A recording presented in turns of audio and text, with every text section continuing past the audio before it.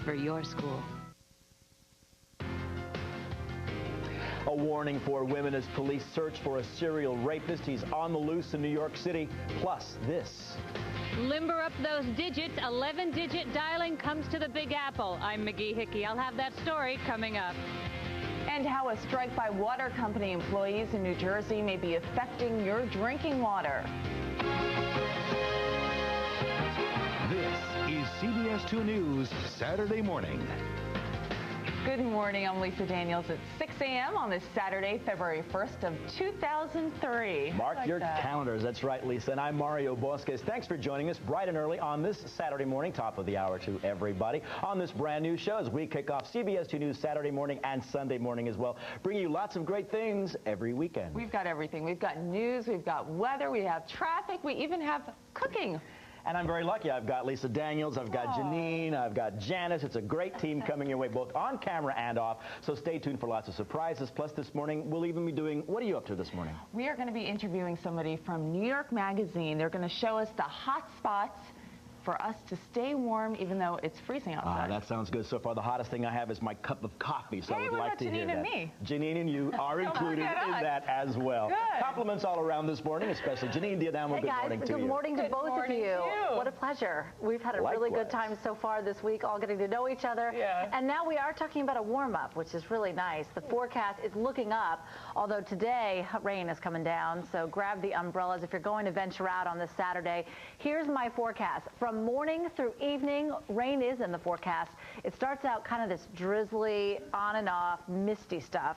And then by later today, steadier rain is in the forecast, more of a moderate clip of a rain. We think about a ½ inch to even a ¼ of an inch across the area will fall. You know, one of the other issues we have, though, today is that especially north and west of New York, inland, we have winter weather advisories in effect, where the temperatures, like around Cold Spring, are below freezing. In Newton today at 30 degrees. Freezing rain is in your future, so there might be some slight icing. Although we don't expect it to be a major event, there will be some minor icing. Right now, the radar is showing a little bit of light rain. So look at Storm Tracker, some light drizzle moving across the area.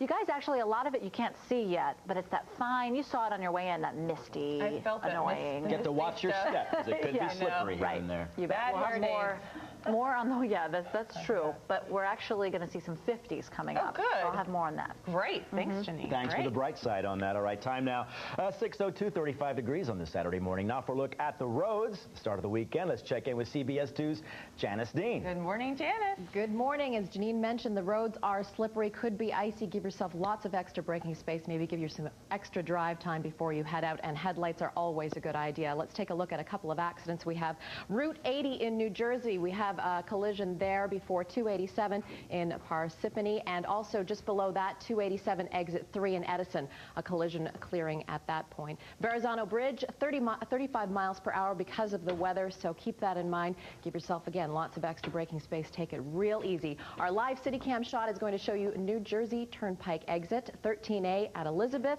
Things are moving quite well for you. Just a light sprinkling of headlights this morning. Remember, alternate side of the road parking is suspended because of the Chinese New Year, and mass transit is on schedule. Back to you, Mario. All right, thank you very much. Check with you later on in the show, of course. Well, now on to our top story this morning. Get ready to dial.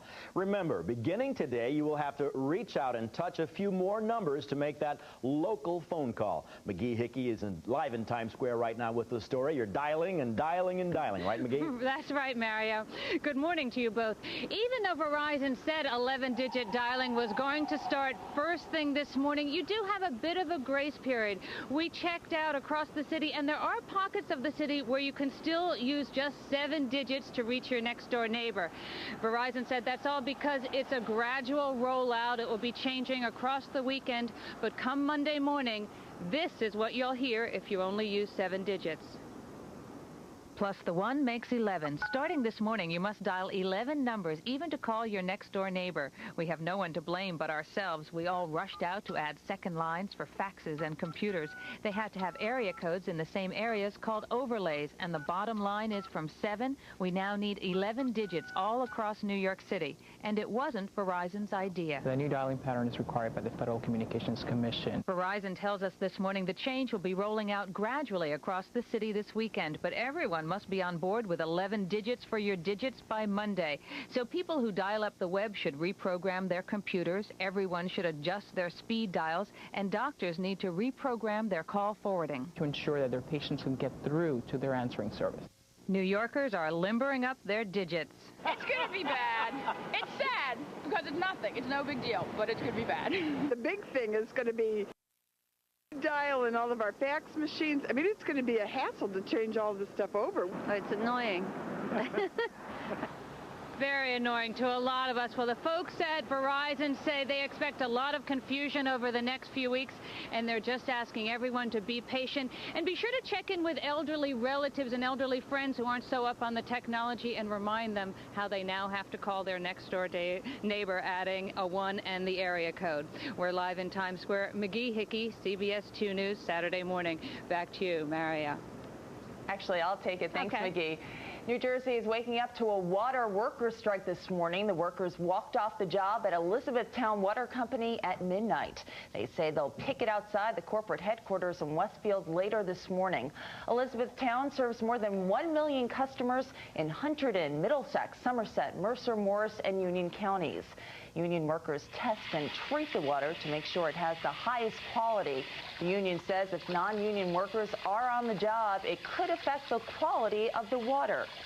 The union sticking points are cutting sick pay by 80%, reduction of hospital coverage, and the requirement of working 24 hours if needed. Police are looking for a serial rapist this morning who has attacked women in 2 different boroughs. CBS 2's David Diaz has more. These 2 sketches depict what he looks like according to his victims. Over the last month, he has struck twice in Chelsea and once in the South Bronx, each time accosting his victims in the elevator of their building, robbing them at gunpoint of whatever valuables they've had, and then sexually assaulting them. In the Bronx, he victimized 3 women in the same incident. In one of the 2 attacks in these Chelsea projects, he cornered 2 women in the same elevator. And besides the description and his clothing, police say it's the same M.O. Following them into the building or already having been in that building, getting onto the elevator with them, pushing a floor number that's lower than the one they pushed. And then there was his congenial, non-threatening manner. It was that, his victims told police, that caused them to let their guards down when they saw him enter the elevator with them. By the way, there is a $2,000 reward for his capture and conviction. In Chelsea, David Diaz, CBS 2 News, Saturday morning. Time now 6:07. Well, the White House says President Bush will continue building his case against Iraq with a busy but brief round of diplomacy. President Bush met with British Prime Minister Tony Blair yesterday at the White House. The Bush administration says Britain is pushing for a second UN resolution. The president said last fall's resolution gives the authority to take action and to disarm Iraq. Well, meanwhile, U.S. troops from our area are in the Persian Gulf. They're preparing for a possible showdown with Saddam in a second Gulf War. CBS 2's Lou Young is in Kuwait City with more. In Camp Coyote, waiting for the war amounts to long days of preparing the war machines that'll carry these members of the 1st Marine Division into Iraq if and when the order comes. It's a small town of tents and vehicles where the main enemy is the fine sand that blows in off the open desert. Stefan Vaj is from Pauling, New Jersey. Stand getting to the weapons? I mean, you can make... Oh, yeah, it's a pain in the ass. Yeah? Yeah. You got to clean constantly, huh? Yeah, all the time. We get guys cleaning right now. Once they start to move, these people will be living and fighting in the open. By Marine standards, then, this is luxury, living light, the outside world reduced to memories of home and a girl in a photograph. You know, it's the only female that I see pretty much every day and pretty much motivates me. When do you think you'll see her again? When I think I'll see her again? Hopefully soon, you know. Just hopefully soon. When you look around, you figure they didn't bring all this stuff out here to haul it back again without doing anything, did they? I mean, at times you kind of hope they did, but in situations like this, you know they didn't, so we'll see. When visitors make it out here, the Marines are grateful for anyone that brings along periodicals like magazines and newspapers because they want to stay in touch. They've been out in the desert a while.